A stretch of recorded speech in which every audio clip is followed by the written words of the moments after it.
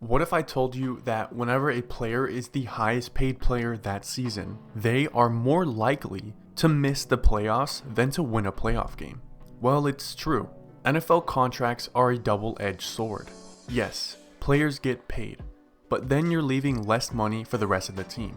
In today's video, we're going to be looking at the highest paid players from each season and how their team ended up doing.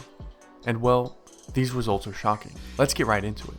The website I used to gather contract data of all the players' cash earnings only went back until 2011, but I can promise you that the results are jaw-dropping. So starting off with this graphic here on screen of the highest paid players from each season since 2011. A couple things to take away is all but one player is a quarterback. Half of them are Hall of Fame quarterbacks, and you would think that since they are the highest paid player that season, that they would have at least won a playoff game or two, right? Well, there you go. As you can see, not even a playoff win between 12 players being the highest paid player that season. Only 3 of them even made the playoffs. But I know what you're thinking.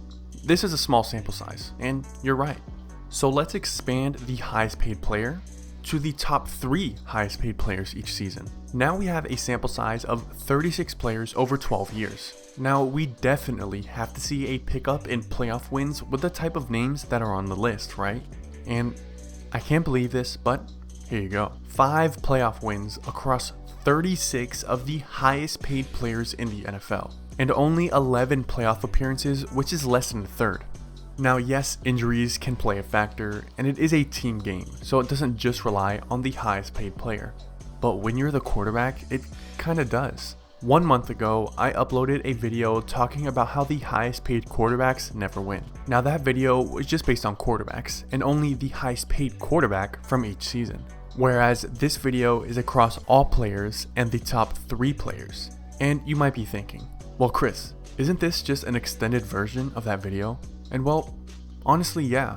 I've made my opinion clear that I do not like it when quarterbacks or other players sign massive contracts, solely because of how much money it takes from the rest of the players. But the main point I'm trying to make is, signing big contracts and being the highest paid player is proven to not win you games. It just doesn't.